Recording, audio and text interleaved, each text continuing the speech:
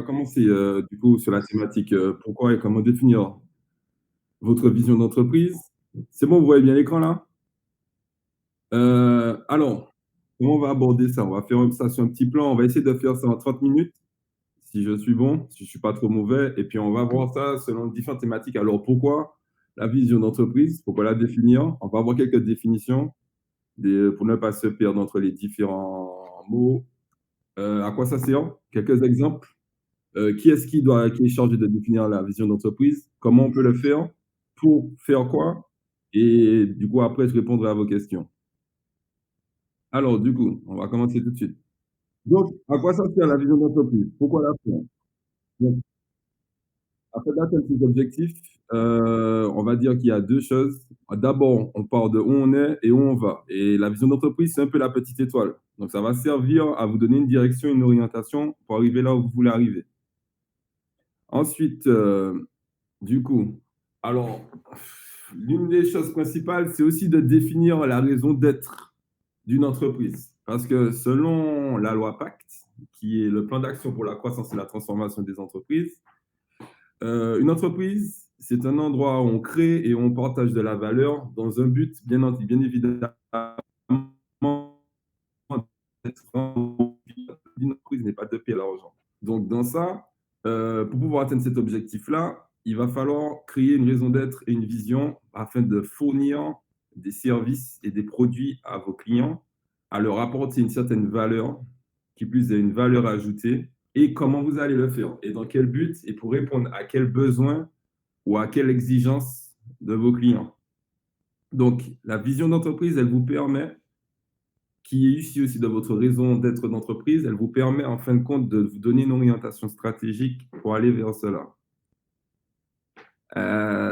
Alors, on va continuer sur, du coup, qu'est-ce qu'une vision stratégique d'entreprise? Parce que du coup, il y a la vision d'entreprise et il y a la vision stratégique. Donc, la vision, ça permet de définir une direction et de mobiliser, de motiver ses salariés et ses collaborateurs à vous suivre.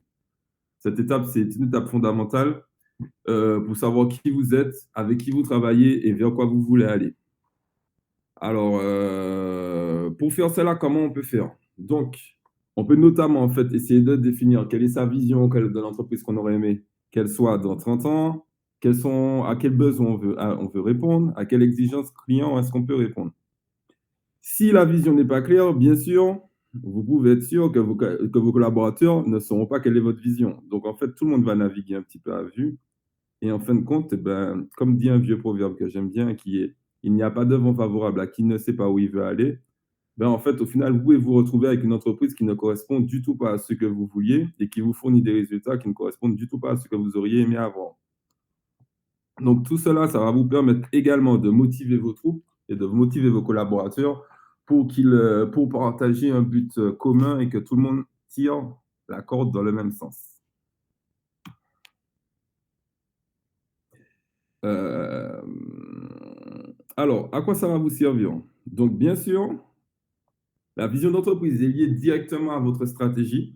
Donc, elle va vous permettre d'élaborer votre stratégie parce qu'au final, c'est de elle que va découler tout ce qui est les objectifs à atteindre et également comment on va les atteindre, c'est-à-dire les stratégies, les tactiques.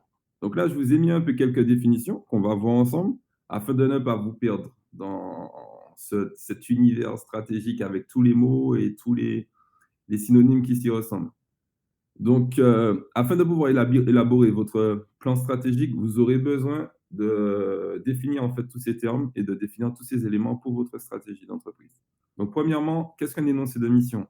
Donc, l'énoncé de mission, ça décrit le but derrière pourquoi votre entreprise existe. Donc, quelle est la mission et quel est le but final de votre entreprise? On est bien au-delà de à quoi servent vos produits et vos services.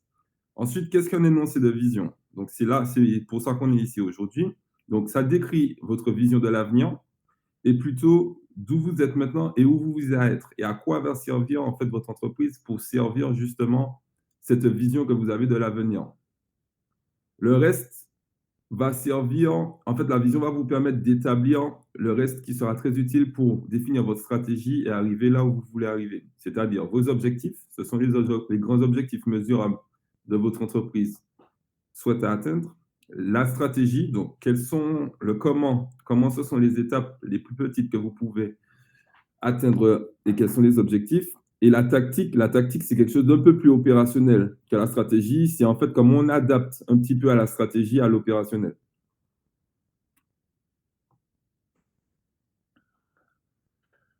Alors, la vision stratégique, pourquoi? Alors, en construisant la vision stratégique de votre entreprise, vous donnerez une direction et du sens aux énergies et aux collaborateurs pour les mobiliser. Notre conseil, c'est d'afficher, vous pouvez afficher cette vision sans retenue dans les endroits stratégiques de votre entreprise, dans les contrats, dans vos locaux, de manière à ce que l'ensemble de vos collaborateurs puissent la lire tous les jours et s'en imprégner. Et ça donne aussi une belle image de marque de votre entreprise aux clients, car ils savent en fait pourquoi vous existez et quel est votre but. Donc ça permet en fait un peu de diffuser un peu quelles sont vos valeurs et quelles sont vos orientations à travers tous les éléments qui sont en interaction avec votre entreprise. Également pour vos concurrents. Et ça peut être intéressant pour vos concurrents car ils peuvent soit vous copier, soit vous porter et ça peut être utile ça. Alors, et les partenaires aussi et les fournisseurs. Donc, le problème quand on n'a pas de vision, comme je le disais précédemment, c'est que vous allez plus ou moins naviguer à vue, sans plan, sans objectif, sans stratégie. Et du coup, en fait, tout le monde sera un peu de stabiliser votre solide et collaborateurs, de les rendre plus vulnérables à tout événement ponctuel, par exemple crise sanitaire, Covid. Et cela va vous, si vous démarrez une activité, la bonne nouvelle, c'est que vous n'avez pas besoin d'une vision claire au départ. Elle se construira généralement dans le temps, au fur et à mesure. Donc la vision, en fait, c'est quelque chose qui évolue au fur et à mesure et qu'il faudrait revoir au minimum tous les ans. Sinon, on peut dire à des fréquences un peu plus rapprochées, tous les trimestres ou tous les semestres, ou voire même tous les mois. Tout dépend de comment elle est définie et comment vous prenez du temps pour la mettre à jour. Mais une fois qu'elle est faite, généralement, ça va assez vite et puis on y voit tout de suite l'intérêt. Donc, à quoi ça sert? Donc là, en fin de compte, ils ont fait une expérience avec 4 personnes qu'ils ont mis dans la forêt. Et en fait, il y avait 3 personnes qui avaient aucun repère, aucun point stratégique, c'est-à-dire que c'était un jour où, du coup, il n'y avait pas de soleil, il faisait mauvais. Et on voit que, du coup, tout de suite, on peut deviner, j'imagine, qui est-ce qui, en fin de compte, avait le point de repère. Donc, quel jour il y avait le soleil et que la personne a suivi a suivi une certaine trajectoire. Et qui est-ce qui, du coup, n'avait pas de soleil. Donc, on voit que, très certainement, tout ce qui est KS, PS et RF, ils n'avaient pas de soleil. Donc, du coup, ils n'avaient pas de point de repère dans la forêt. Ils ont fait un peu n'importe quoi. Et on voit que SM, qui lui avait comme point de repère le soleil, du coup, a pu avoir en fait la trajectoire la plus linéaire et la plus droite vers son point de repère qui était le soleil en question. Donc voilà à quoi ça sert aussi, sa vision d'entreprise. Ça permet de définir un endroit et en fin de compte, même si vous voyez que par exemple SM, il a un peu varié parce que du coup, il a dû rencontrer des obstacles, des arbres, des roches, et bien il est resté fixé sur son cap et du coup, il a pu arriver, il s'est pu rapprocher le maximum du soleil. Donc voilà à quoi ça sert de définir une vision stratégique. Ensuite, alors, maintenant, je vais vous donner quelques exemples, par exemple, de vision stratégique. Donc, dans l'industrie, notamment pour tout ce qui est la société Ford, qui a été créée par Henry Ford, qui voulait démocratiser l'automobile. Donc, sa mission à ne pas confondre avec la vision, en construisant pour les Américains des voitures pour le plus grand nombre en octobre 1908. Au final, il va vendre 250 000 véhicules, puis 472 000 en 1916, et enfin 1 million au début des années 20. Et aujourd'hui, l'entreprise, elle existe encore, et Salin reste l'une des entreprises qui est pionnière dans ce domaine. Et comme on dit, il y a un proverbe qui dit aussi, si on avait demandé à Ford euh, qu'est-ce que les gens voulaient, les gens leur auraient répondu des chevaux plus rapides, et lui, en fait, il a créé la voiture. Donc voilà, c'est pour ça que des fois, en fait, la vision, c'est quelque chose d'un peu nouveau, ça permet d'accentuer le leadership et puis aussi d'aller vers quelque chose qui n'existe pas forcément. L'autre exemple, c'est Walmart, donc le géant de la grande distribution, qui lui avait pour vision de devenir le numéro un de la distribution mondiale, c'est-à-dire une société aujourd'hui de 125 milliards d'ici les années 2000. Il cumule en 2012 469 milliards de dollars de chiffre d'affaires. Bon, ça reste la plus grande entreprise de distribution aujourd'hui.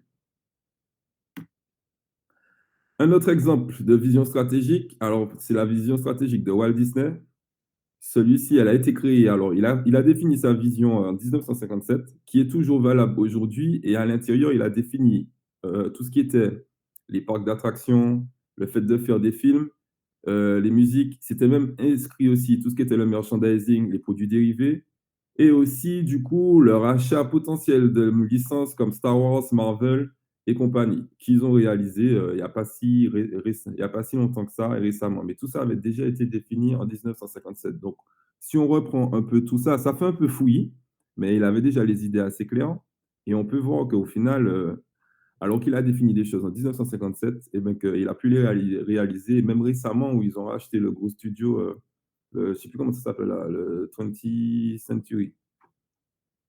C'est bon? Vous êtes là? J'entends rien. Ça suit? Ça suit, ça suit. Oui, ça Ouais, suit. on est là, on est là, on est là. OK, donc on continue. Alors, qui doit définir sa vision d'entreprise? Donc bien sûr, c'est là qu'il y a ça pose problème. Donc, on va voir quel est le rôle de l'entrepreneur. Donc l'entrepreneur, un vrai entrepreneur, un chef d'entreprise, il est chargé normalement de s'occuper de tout ce qui est structure de l'entreprise, donc s'assurer qui est les équipes, les process et compagnie, de gérer le patrimoine de l'entreprise, la valorisation, les investissements, la sécurité, la transmission.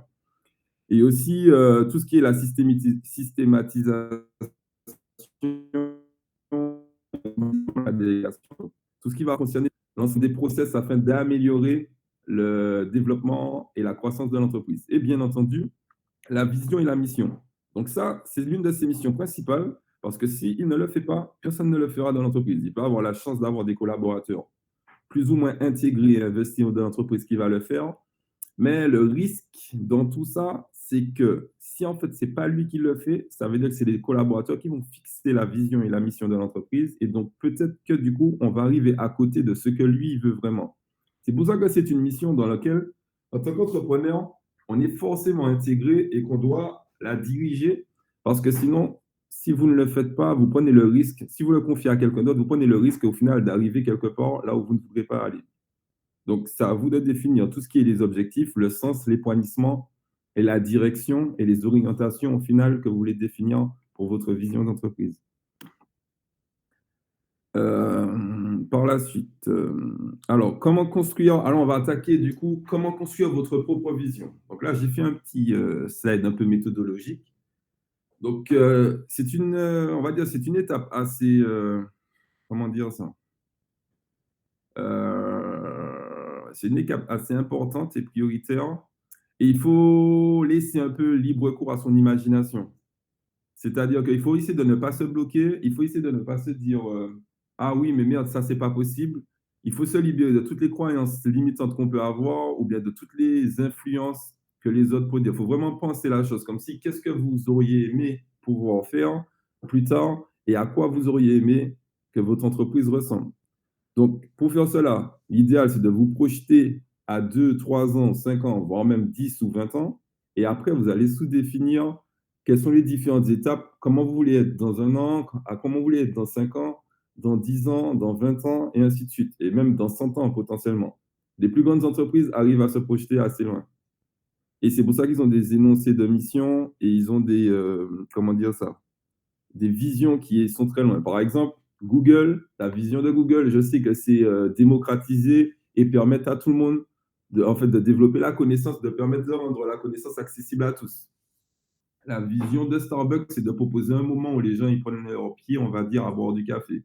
Ainsi de suite. Apple, en fait, leur vision à elle, c'est de remettre en cause le statu quo et puis de toujours créer des produits qui sont toujours plus innovants et qui apportent de la valeur ajoutée et où tout le monde est content. Et c'est pour ça qu'en fait, ça fonctionne parce qu'ils sont vraiment axés sur une vision, une énoncé de mission qui est assez fort et en fait qu'on retrouve dans tous leurs produits et puis on se dit comment ils font pour créer ça, mais c'est parce qu'en fin de compte, ils ne le créent pas en essayant de copier ou d'innover, c'est parce qu'ils restent vraiment axés sur leur vision.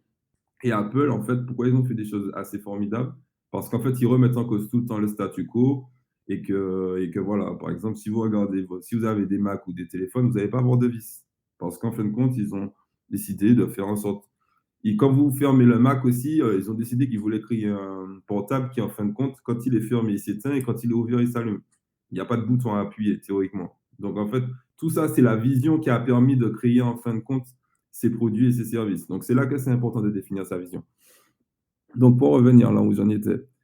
Donc, comme je disais, donc, il faut laisser libre cours à votre imagination, à penser que vous pouvez réaliser tout ce qui est possible. Donc, premièrement, vous allez décrire le résultat que vous souhaitez, donner libre cours à votre imagination, à votre intuition, décrivez l'entreprise que vous voyez, ce qui a changé, ce que vous êtes devenu.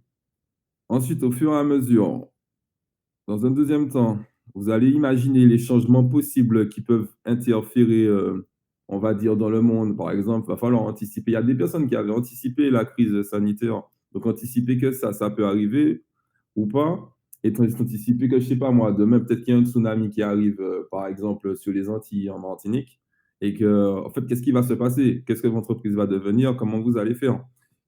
Là, en fait, récemment, il y avait les problèmes de grève, là. En fait, si c'était anticipé, pour beaucoup d'entreprises qui étaient déjà développées, on va dire, sur le digital, sur Internet, mais il y a des entreprises qui ont pu en profiter. La crise sanitaire, c'est pareil. Il y a des entreprises, je parlais avec une cliente récemment, elle me disait qu'il y a des entreprises, du coup, ils se sont mis à livrer, du coup, ils livrent en plus au black. Du coup, ils ont fait pas mal d'argent à ce niveau-là. Tout ça, c'est la vision qui permet au final de savoir ce qu'on peut faire et ce qu'on ne peut pas faire. Parce que quand on a qui ont dit non, moi je ne fais pas d'emporter de un peu à temps, ça fait quelques mois qu'ils sont ailleurs et ils attendent que le Covid passe, mais le problème, la vision qu'ils ont imaginée pour leur entreprise, que les gens ils viennent sur place prendre leurs pieds, en fait, elle n'est pas totalement adéquate au final aux évolutions et aux changements qui peuvent intervenir dans le monde. À titre d'exemple, alors John Fitzgerald Kennedy, pour ceux qui aiment bien Transformers, vous allez voir, hein, mais quand les extraterrestres sont arrivés sur la Lune, ils ont dit en 1961, on va envoyer un homme sur la Lune et on va le ramener sain et sauf. Et finalement, ils ont travaillé pendant 8 ans et c'est ce qui s'est passé en 1969. Mais ça, c'est parce qu'ils ont eu cette vision-là, ils ont travaillé pour, ils ont créé, ils ont eu des échecs et finalement, c'est arrivé. Mais sans vision, il ne peut pas y avoir de réalisation. Ça, je pense que c'est quelque chose qui est très intéressant à retenir. Tiens, en plus, c'est de la création Matisse Maros. Je ne l'ai jamais entendu, ça. Alors ensuite, à quoi ça va vous servir et comment ça va se placer en fait dans tout votre écosystème de ces différents éléments, le pourquoi, le comment, qu'est-ce que c'est? Donc, alors la raison d'être, on va dire, c'est un peu quelle est votre vision, donc pourquoi en fait votre entreprise elle existe? Ça, c'est quelque chose qui est très important de définir. Ça vous permet d'aller un niveau au-dessus de pas mal d'entreprises qui existent encore aujourd'hui, car vous n'êtes pas juste là pour, par exemple, vendre du pain, vous êtes là pour en fait satisfaire les gens en vendant du pain. C'est totalement différent. Donc, du coup, ensuite, on arrive sur tout ce qui est le comment. Donc, comment le faire? Donc, ça va dépendre de vos valeurs, de quels sont vos avantages, vos forces, vos faiblesses, quel est aussi de l'environnement extérieur, donc quelles sont vos opportunités et les faiblesses. Tout cela va vous permettre d'avoir un positionnement et de vous différencier un peu de la concurrence et des différents produits et services qui existent déjà euh, dans votre marché. Et enfin, vous allez voir comment vous allez le faire. Quels sont les produits, les services que vous proposez, les offres que vous pouvez mettre en place et quelles sont les promesses que vous pouvez tenir, bien évidemment. Puisqu'il ne s'agit pas de manipuler les gens, de vendre des promesses qui ne sont irréalisables et qu'au final, vous n'allez jamais pouvoir délivrer ce que vous avez promis. Parce que, bien entendu, à un moment donné, la réalité, ça rattrape toujours. Donc, c'est totalement ce en quoi je vous incite à faire, à définir des promesses qui sont réalisables et ne pas forcément chercher à vendre des produits qui, en fin de compte, ne vont pas atteindre les attentes et les exigences des clients. Donc, un outil qui peut être utile pour ça, en lien avec la pyramide précédente, c'est ce qu'on appelle le cercle d'or, qui a été créé, qui a été schématisé, on va dire, plutôt par Simon Sinek. Donc, pour ceux qui connaissent, donc c'est de définir un peu pourquoi, en fin de compte, donc qu'est-ce qu'on propose, pourquoi en fait on existe, c'est pour faire quoi exactement. Ensuite, on va définir comment on veut le faire et après on va définir qu'est-ce qu'on va faire. Si vous fonctionnez dans ce sens-là, déjà en fait c'est une puissante stratégie marketing car vous allez pouvoir discuter et parler au cerveau émotionnel des personnes et de vos clients. Donc, encore une fois, tout ça, ça vient encore de la vision d'entreprise, car c'est la vision d'entreprise qui dit pourquoi vous existez. Et c'est ça qui fait la différence entre les grandes entreprises comme Apple ou bien comme des entreprises comme LDLC, où ils vont être là, ils vont se dire on va vendre des écrans ou bien on va vendre des PC. ou Apple, en fin de compte, quand ils vendent leur PC, il y a une vraie raison. Le but, c'est de pouvoir se différencier de tous les autres PC et pouvoir apporter un certain nombre de valeurs à leurs clients de manière totalement différente. Parce qu'eux, ils sont basés sur, en fin de compte, une vraie vision et de vraies valeurs. Qu'est-ce que je voulais dire là-dessus? Donc, voilà. Donc, en fait, ça cet outil-là, c'est un outil, vous pouvez faire des recherches dessus et qui vous permet, en fait, de mieux redéfinir quels sont les services, comment vous allez définir votre marketing, comment vous allez attaquer vos clients et en fait, pourquoi vous existez. Et toujours fonctionner dans ce sens-là. D'abord, on réfléchit pourquoi, après, comment on va le faire et après, qu'est-ce qu'on va faire? Et pas dans le sens inverse. Bon, ben, je veux vendre des PC, je vais chercher les clients, tout ça et tout. Si vous voulez vendre des PC, vous vous dites, moi j'ai envie, je trouve par exemple qu'en Martinique, il y a un manque de PC de qualité. Comment est-ce que je peux faire pour pouvoir permettre aux gens, donc ma vraie vision et mon vrai objectif, c'est de permettre par exemple à tout Martiniquais ou toute entreprise martiniquaise d'avoir le PC dont il a besoin au prix dont il a besoin en Martinique. Ça, c'est une énoncée de mission, ça, c'est une vision. Et donc, du coup, après, on va réfléchir comment on va le faire. Donc, on va aller se le procurer avec des fournisseurs intéressants, des fournisseurs potentiellement en France, importer des produits qui sont de qualité. Et comment on va le faire? Bon, on va faire un magasin où on vend les produits. Voilà. En fait, qu'est-ce qu'on va faire? On va faire un magasin où on vend les produits, on va faire des offres qui sont intéressantes. Alors, bon, où est-ce que s'inscrit du coup la vision dans toute votre démarche entrepreneuriale? Donc, comment définir votre stratégie? Donc, tout d'abord, la vision va vous permettre de définir votre stratégie. Donc, sans vision, vous ne pouvez pas vraiment avoir de stratégie. Donc, la première chose est de faire un diagnostic sur vous-même, un peu selon ce qu'on appelle la matrice SWOT. Quelles sont vos forces, vos faiblesses, les opportunités, les menaces? Quelles sont vos valeurs? Qu'est-ce que vous voulez faire? Qu'est-ce que vous ne voulez pas faire? Qu'est-ce que vous êtes bon à faire? Qu'est-ce que le monde a besoin et pourquoi on peut vous payer également? Ça fait un petit rapprochement avec l'ikigai pour ceux qui connaissent. Donc, vous allez faire un diagnostic. Une fois que vous avez fait votre diagnostic, vous allez pouvoir commencer à définir la vision. Ensuite, vous allez définir votre stratégie. La stratégie, c'est tout ce qui va être les orientations, les axes stratégiques, vers quoi vous allez vous diriger. Là, vous allez passer du coup à un niveau, on va être au niveau de tout ce qui est la tactique. Donc, la différence entre la stratégie et la tactique. Donc, la stratégie, c'est une orientation et la tactique, c'est ce qui est opérationnel. C'est-à-dire, quand vous allez être dans le dur, par exemple, je ne sais pas moi, vous allez dire, je veux avoir 100 produits. Finalement, quand vous allez être dans votre stock, dans votre magasin, vous allez voir que c'est compliqué d'avoir 100 produits parce qu'on n'a pas la place. Donc, comment est-ce qu'on adapte? Est-ce que du coup, on va prendre un local à côté pour pouvoir stocker? Est-ce qu'on va mettre ça dans notre chambre? Est-ce qu'on va mettre ça dans la chambre d'amis? Ou bien est-ce que du coup, finalement, on ne va pas prendre 100 produits, on va prendre que 80? C'est ça la tactique. Comment on va adapter la stratégie par rapport aux orientations qu'on a définies et que voilà. Et enfin, on va pouvoir aller faire le plan d'action. Donc, on va pouvoir passer à l'action, passer les commandes et ainsi de suite. Donc, tout se fait en fait dans cet ordre-là. Et la vision, on voit qu'elle est en numéro 2. Donc, sur ce petit schéma, on peut voir en fait généralement tout ce qui est, puisque c'est un peu notre cas, on est beaucoup des TPE et des PME, on est souvent dans les actions 4 et 5. Et en fait, on fait abstraction des étapes 1, des étapes 2, des étapes 3. Donc, on est beaucoup dans, ah, je vais faire ci, je vais faire ça, comme ça, comme ça, comme ça. On est beaucoup dans l'action et un peu moins dans la réflexion et dans la stratégie.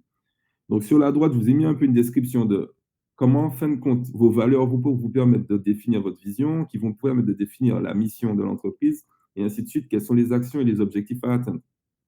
Je ne sais pas si vous avez des questions. Si vous avez des questions, on pourra en revenir après et tout. Mais normalement, je pense que c'est assez clair. Donc, les valeurs, c'est qu'est-ce que nous défendons? Les valeurs principes et éthiques. Ensuite, la vision, où est-ce que nous allons? Quelles sont nos aspirations? La mission, c'est pourquoi est-ce qu'on fait ce qu'on fait? Les motivations, les raisons et pourquoi. Les actions, ben, qu'est-ce qu'on va faire au quotidien? C'est quoi notre objectif et comment on va les atteindre? C'est tout ce qui est les tâches, les to-do list, les deadlines et les ressources. Et les objectifs, enfin, c'est comment allons-nous progresser. Et après, il y a tout ce qui est le suivi grâce aux indicateurs clés et au tableau de pilotage.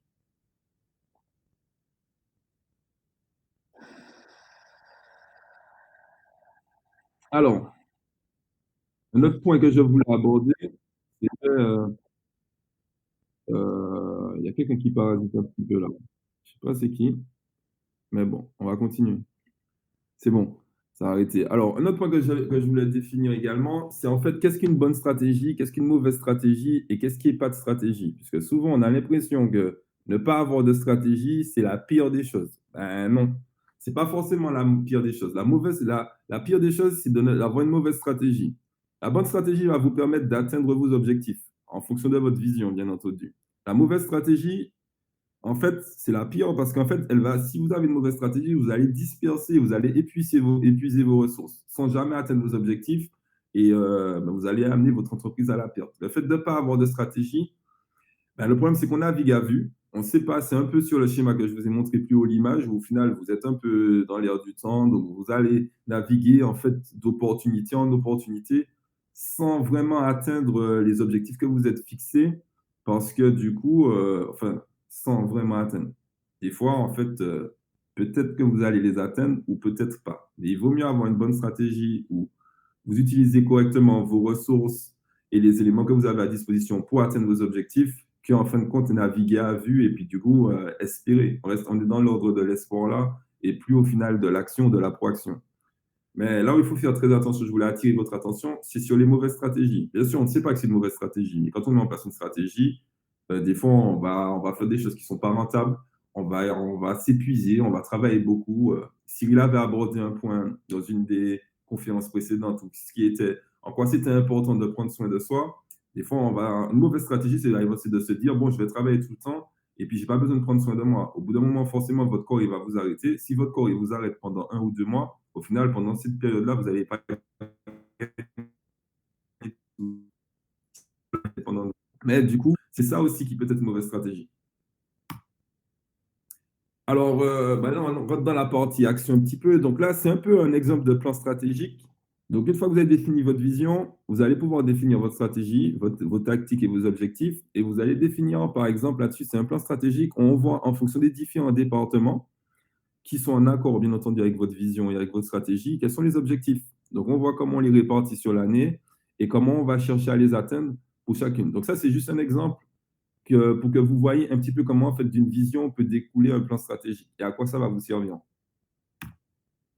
Je voulais faire aussi une petite aparté sur tout ce qui était l'utilité d'une vision d'entreprise. Donc, je ne sais pas, pour ceux qui connaissent un peu le Lean Startup et le concept du minimum produit viable, alors ça permet un peu de savoir comment en fait on va arriver là où on veut arriver. Donc, on voit par exemple là sur l'exemple avec les petits robots, qu'est-ce qui peut être une bonne stratégie grâce à une bonne vision. Donc, la vision, c'est par exemple, de construire des androïdes, comme par exemple dans le film iRobot.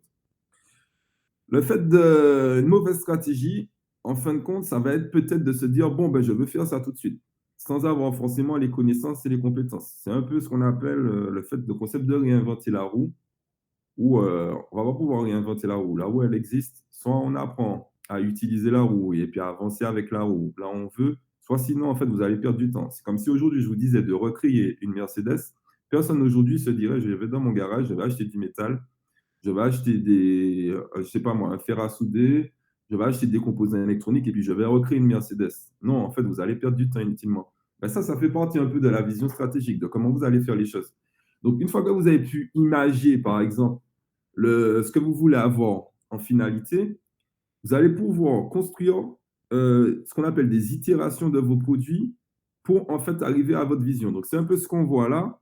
Et c'est à ça que c'est un peu le MVP. Mais le MVP, au début, on sait qu'on va faire un petit robot. Après, on va faire un robot un peu plus gros. Après, un robot moyen. Après, un robot, on va dire, adolescent. Avant d'arriver au robot final que vous aviez déjà pensé au démarrage, mais que du coup n'était pas réalisable parce que quand on part de rien, eh ben forcément, il faut un certain laps de temps, il faut un certain laps de compétences, il faut un certain laps de ressources et de personnes pour pouvoir arriver à cet objectif-là.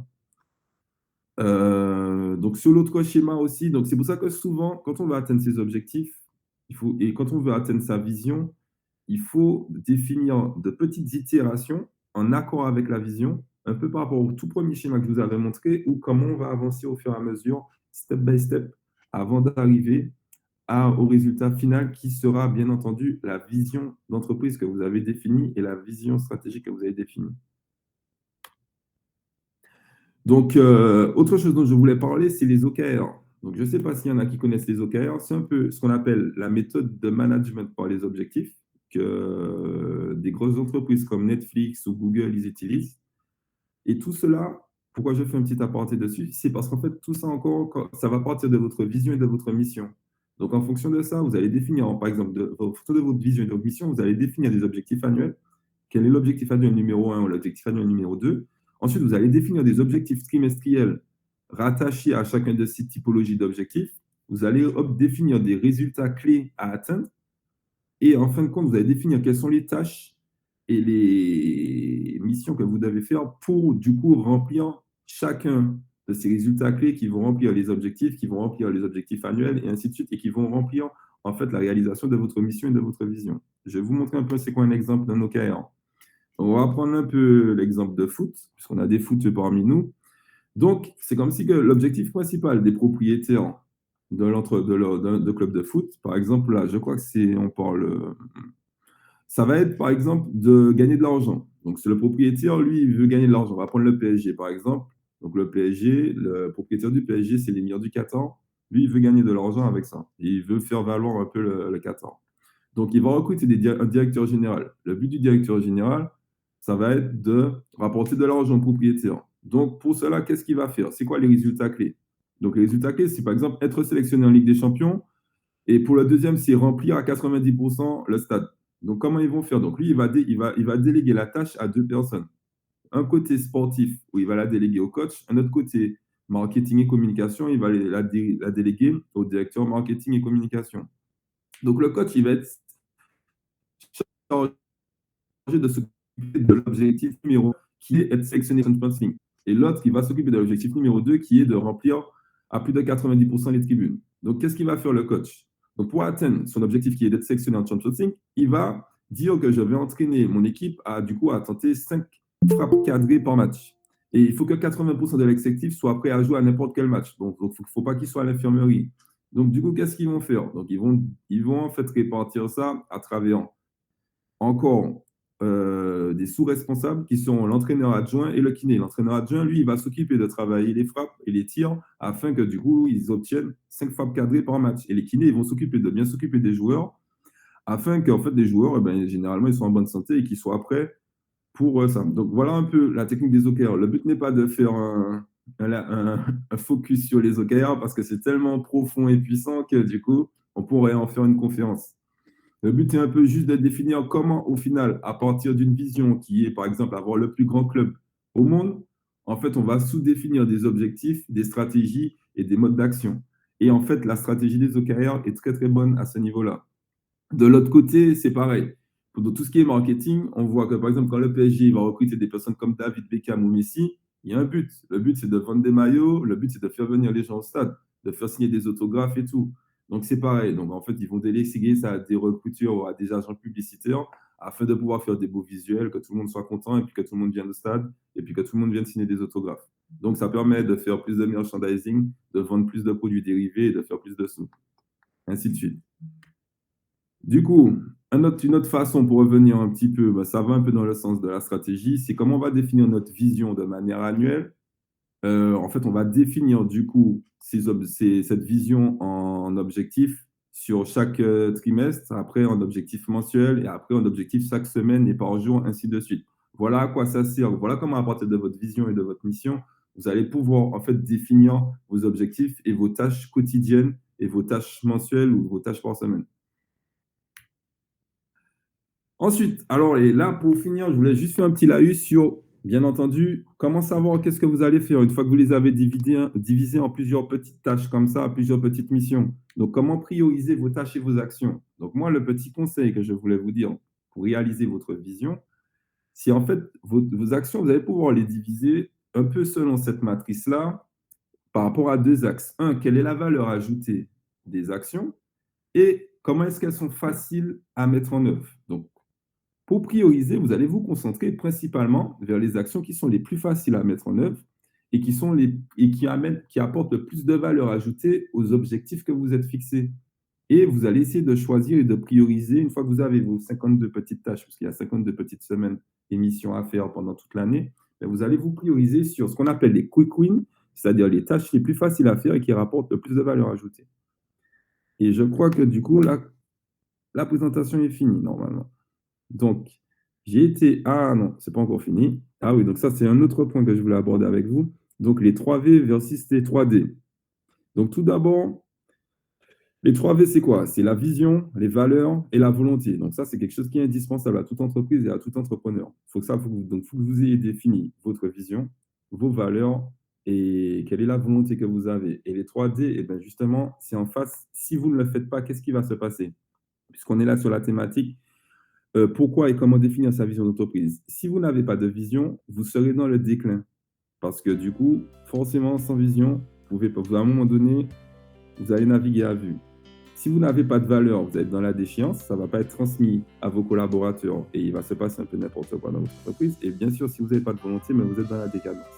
Donc, je voulais juste vous montrer ça pour vous montrer comment c'est important d'avoir une vision d'entreprise afin de ne pas être dans le déclin et puis du coup, ne pas non plus tomber, comme ils sont tous interconnectés, ne pas tomber dans la déchéance par la suite et dans la décadence, qui vont forcément amener à votre entreprise à avoir des problématiques par la suite et ne pas se pérenniser. Du coup, je crois que la présentation est finie. Donc, je vous dis merci pour votre attention. Et si vous avez des questions, eh ben, n'hésitez pas. Si vous voulez qu'on revienne sur certains slides, n'hésitez pas. Et on se retrouve.